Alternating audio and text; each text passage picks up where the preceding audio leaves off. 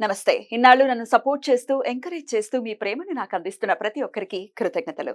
అలాగే ఈ వీడియో కూడా ఖచ్చితంగా మీకు ఉపయోగపడుతుంది. లైక్, షేర్ అండ్ సబ్స్క్రైబ్ చేసి మీ సపోర్ట్‌ని నాకు అందించండి. అలాగే ఈ వీడియో పట్ల మీకున్న అభిప్రాయాన్ని కామెంట్ సెక్షన్‌లో కామెంట్ చేసి తెలియజేయండి. ఇప్పుడు వీడియోని చూద్దాం. ఇక్కడ మనము ఆంజనేయ స్వామి, ఇందాక మన నోటికి పంచముఖ ఆంజనేయ స్వామి అని వచ్చింది కదా, పంచముఖ గణపతి గురించి చెప్పేటప్పుడు ఇక్కడ ఆంజనేయ స్వామి కూడా ఉన్నారు, అలాగే పార్వతీ అమ్మవారు కూడా ఉన్నారు.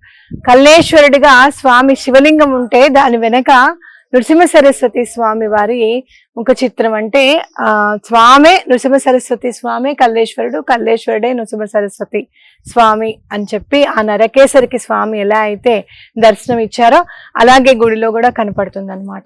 ఇది శనిశింగణాపూర్లో ఎలా అయితే స్వామిది ఒక రాయి ఉంటుందో అలాగే ఇక్కడ కూడా శని భగవానుడికి రాయి ఉందన్నమాట. ఎవరైనా సరే నూనెని నువ్వుల నూనెని అర్పించి తైలాభిషేకం చేసుకునే అవకాశం కూడా ఇక్కడ కల్పించబడింది. స్వామి ఎప్పుడు కూడా శివలింగానికి అభిషేకం అనేది చాలా ఇంపార్టెన్స్ ఇచ్చారనమాట నరసింహ సరస్వతి స్వామి వారు.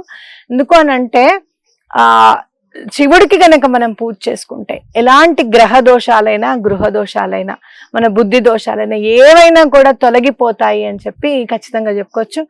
ఎవరైనా దత్తాత్రేయ స్వామికి గనక చాలా తొందరగా ప్రసన్నం చేసుకోవాలి, శ్రీపాద వల్లభుల్ని కానీ లేకపోతే నృసింహ సరస్వతి స్వామి వారి కరుణా కటాక్షాలు ఎల్లప్పుడూ గనక మనపై ఉండాలి అనుకుంటే గనక ప్రతి నెల వచ్చే మాస శివరాత్రి నాడు తప్పకుండా శివుడికి అభిషేకం చేయడం అనేది చాలా ఇంపార్టెంట్ గా మన దైనందిన జీవితంలో ఒక భాగంగా చేసుకుంటే గనక గురువు అనుగ్రహం అతి శీఘ్రంగా లభిస్తుంది అనడంలో ఎలాంటి అతిశయోక్తి లేదు.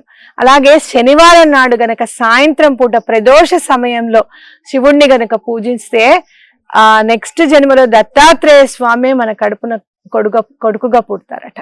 కాబట్టి అంటే అలాంటి పుణ్యం సముపాదించుకుంటాం. మన కడుపున కొడుకుగా పుడతారా, అందరికీ గనక అందరూ పూజ చేసుకుంటారు కదా, అందరికీ దత్తాత్రేయ స్వామి పుడతారా అని చెప్పి మనకు ఒక క్వశ్చన్ మార్క్ వస్తుంది.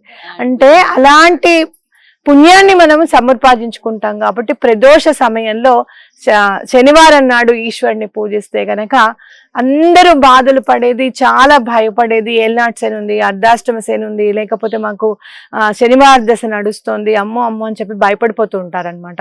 అలా గనక ఎవరైనా గనక భయపడితే గనక ఈశ్వరుని ధ్యానం చేస్తే అలా ఆటోమేటిక్గా మనం ధర్మ మార్గంలో నడుస్తాం. అలా పూజలు చేస్తే గనక, విశేషమైన పూజలు చేస్తే శని భగవానుడికి చాలా ఇష్టం అన్నమాట. మీరు తప్పకుండా మనకి ఈశ్వరుని పూజించడం అనేది మన జీవితంలో భాగంగా చేసుకోండి. అలాగే ఇక్కడ పార్వతీ అమ్మవారు కూడా చాలా కరుణా కటాక్ష రూపం అనేది అమ్మవారిది చక్కగా ప్రస్ఫుటంగా కనిపిస్తోంది. తప్పకుండా గాణగాపురం వచ్చినప్పుడు కేవలం చాలా ఒక 5 కిలోమీటర్ల లోపలే ఉంది కల్లేశ్వర్ కూడా, తప్పకుండా దర్శనం చేసుకోండి.